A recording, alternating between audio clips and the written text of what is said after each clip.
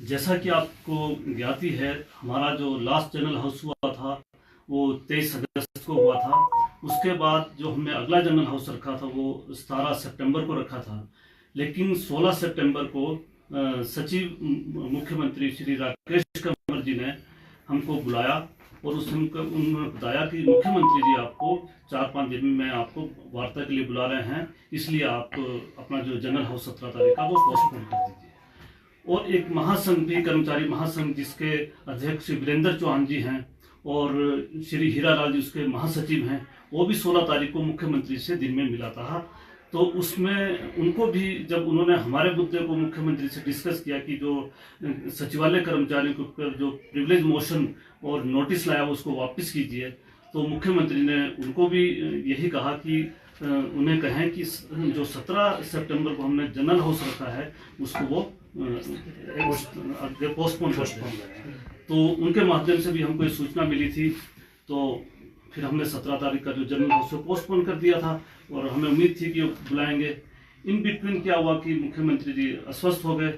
फिर 21 तारीख को जो है हमें सचिव जो है अपने मुख्यमंत्री राकेश कंवर जी ने, उन्होंने हमें अपनी डिमांड लेकर बुलाया कि आपकी मुख्य डिमांड्स क्या हैं। उसमें हमने अपनी जो मुख्य डिमांड है वो रखी कि सबसे पहले तो हमारा जो प्रिविलेज मोशन और जो हमारे ऊपर जो मेमो है उनको वापस लिया जाए।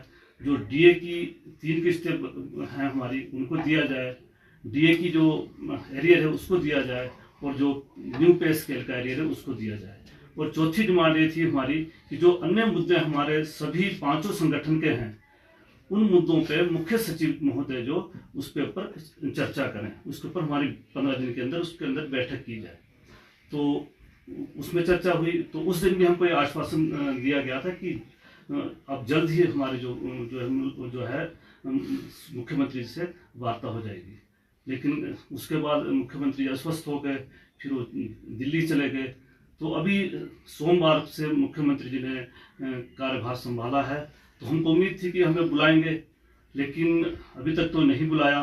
तो फिर हमने 8 तारीख को हमने जो है अपनी बैठक की 5 महासंघ की, जिसमें हमने निर्णय लिया कि अगर हमको 15 अक्टूबर तक मुख्यमंत्री जी नहीं बुलाते हैं तो हम जो है 15 अक्टूबर को जो है अपना जनरल हाउस करेंगे। लगातार मुलाकातों का दौर भी देखने के लिए मिल रहा है, बैठकें भी हुई हैं, क्या लगता है सहमति कहाँ नहीं बन पा रही है? अब जहाँ तक हम जो सचिव स्तर की जो हमारी बैठक हुई वो सकारात्मक हुई है, उसमें पॉजिटिव हमको संकेत मिले हैं। बस यही है जो हमें मुख्यमंत्री जी के साथ अभी बैठक नहीं हो पाई है।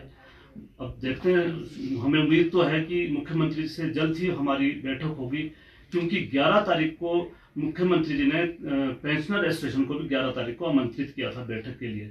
तो उससे भी हमको उम्मीद जगी थी कि शायद अब 11 को अगर उनको बुलाया तो शायद 14 तारीख को वो हमको भी बुला लेंगे। लेकिन आज पता चला है कि जो 11 तारीख की वो बैठक थी वो भी फिलहाल स्थगित कर दी गई है। और हमें तो उम्मीद ये है कि शायद हम 14 तारीख को बुला लें। अगर मुलाकात के लिए नहीं बुलाया जाता है तो 15 तारीख को क्या कुछ रुख रहने वाला है? 15 तारीख को हम यही निर्णय लेंगे कि अगर हमें वार्ता के लिए नहीं बुलाया जाएगा तो आगामी हमारी रणनीति क्या रहेगी। क्योंकि अभी तक तो हम केवल जनरल हाउस कर रहे हैं, अभी हमने कोई आंदोलन नहीं किया है, केवल जनरल हाउस किए, वो भी केवल 2 जनरल हाउस किए हैं। बावजूद उसके हमको प्रिविलेज मोशन नोटिस का सामना करना पड़ा है। तो आगामी रणनीति बनाएंगे, सबको साथ लेकर चलेंगे, सबसे पूछेंगे कि जो हम अगर 15 तक नहीं बुलाया जाता तो हम आगे किस तरह से, हम आंदोलन का रास्ते की तरफ अगर हमने बढ़ना है तो किस तरह से बढ़ना है।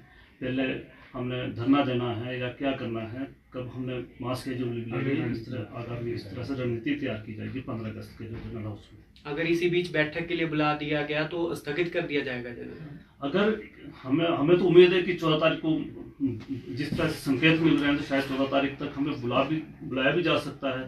तो अगर उसमें हमारी बैठक होती है और सकारात्मक रूप से हमारा कुछ निर्णय निकलता है तो हम उसमें अपने 15 तारीख का जो जनरल हाउस होगा उसमें हम धन्यवाद करेंगे सरकार का, अगर हमको कुछ सरकार देती है।